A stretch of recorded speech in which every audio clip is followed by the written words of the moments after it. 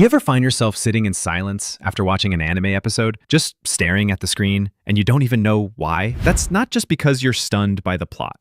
Maybe that's the case, but to me, that sort of thing happens when I watch visual masterpieces that make me feel like I'm living in those worlds, alongside the characters. And that's because of the exceptional art direction of those films or anime. Art direction is the invisible current beneath a story.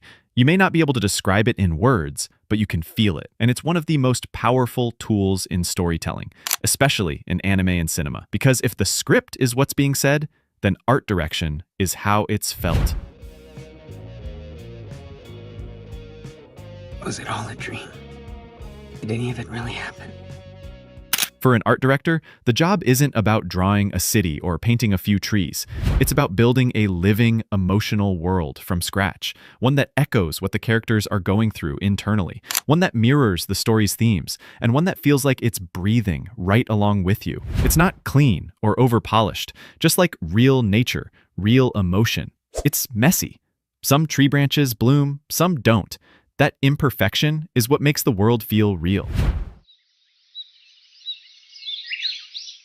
In anime, the process begins with art boards, rough sketches created by the art directors alongside the storyboard artists. They give rough ideas of what the scene is like, and they talk thoroughly to define the emotional tone of each moment. 作られたように綺麗じゃないっていう。だからバランス悪い本物はほらこう花がついてる枝もあればついてない枝もあったりして。 These boards aren't detailed illustrations, but more like a mood, a visual whisper of what the scene is supposed to feel like. Background artists then take these boards and create the full environment. These artists aren't just painting landscapes, they're painting emotion. They're not just stylizing the world. They're sculpting the viewer's emotional response before a single word is spoken. If we talk about the Western cinematic side, look at Blade Runner 2049. The orange haze of the desert city doesn't just look dystopian. It feels like you're standing in the final heat of a dying world, in scenes soaked in red or bathed in cold blue light. Your body reacts long before your brain catches up. Sometimes to love someone, you gotta be a stranger. Because of something instinctive. Your body senses the danger. That's color theory at work. Red often represents danger, passion, or chaos. Blue, loneliness, control, or peace. Yellow, decay, sickness, instability. And when used correctly, these colors stop being just visual choices. They become emotional codes written directly into your subconscious. And some art directors understand it and make good use of it. It's why a show like Heavenly Delusion hits as hard as it does, not just in story, but in atmosphere.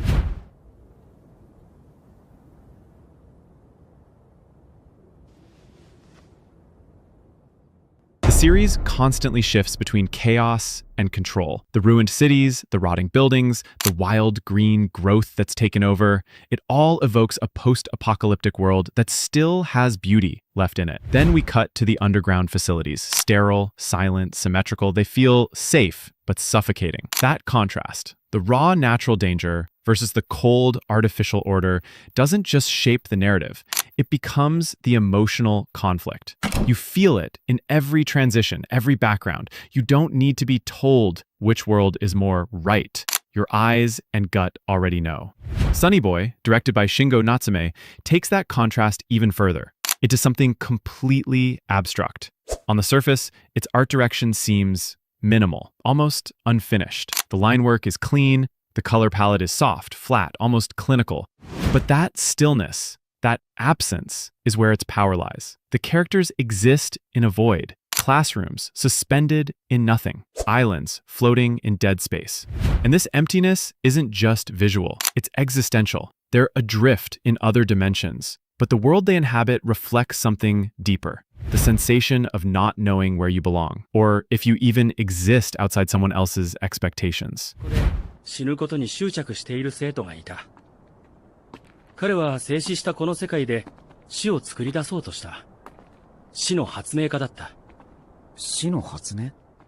Sonny Boy's visual language is one of absence, and that's intentional. That's the point. It asks the viewer to confront the void alongside the characters. That kind of visual storytelling runs deep in the work of certain anime directors. Hideaki Anno, for example, uses religious imagery, industrial backdrops, and harsh clinical lighting in Evangelion, not just to depict a sci-fi apocalypse, but to express the psychological trauma of isolation, guilt, and emotional shutdown.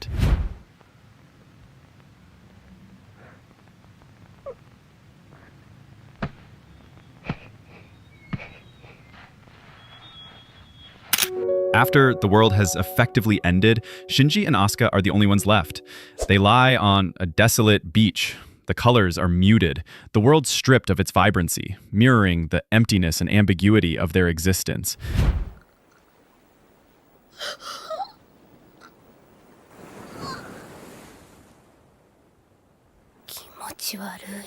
And then there's Violet Evergarden, a show where art direction isn't just a background feature, it's the spine of the entire experience. Every scene in Violet is soft, textured, rich with atmosphere. There's warm sunlight, delicate flowers, rooms that feel like someone's been living in them for decades, and it's not subtle, it's deliberate. The world doesn't feel real because of restraint.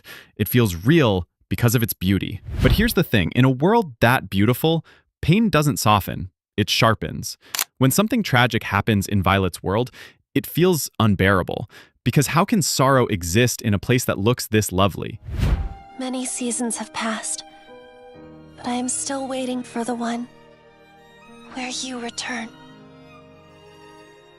It's that contradiction, that a story this painful can be told in a world this breathtaking.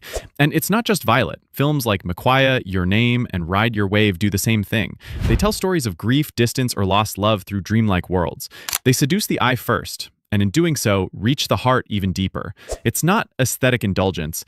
It's emotional design. Episode 10 of Violet Evergarden wouldn't make you cry if it were set in a gray, emotionless room. Imagine Violet's story unfolding in the sterile, blank spaces of Evangelion. You wouldn't cry, you'd disconnect.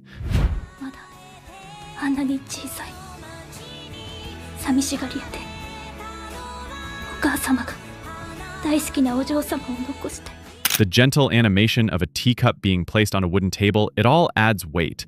It's a style that uses dreamlike palettes to convey the fragility of time, love, and human connection. Art direction is the part of storytelling that makes you feel things you don't have words for. It fills the silence between the dialogue. It speaks directly to your subconscious. And it doesn't just support the story. In the best cases, it is the story. So next time you're watching your favorite anime, pay attention to the space around the characters. Look at the colors, the lighting, the silence, the texture.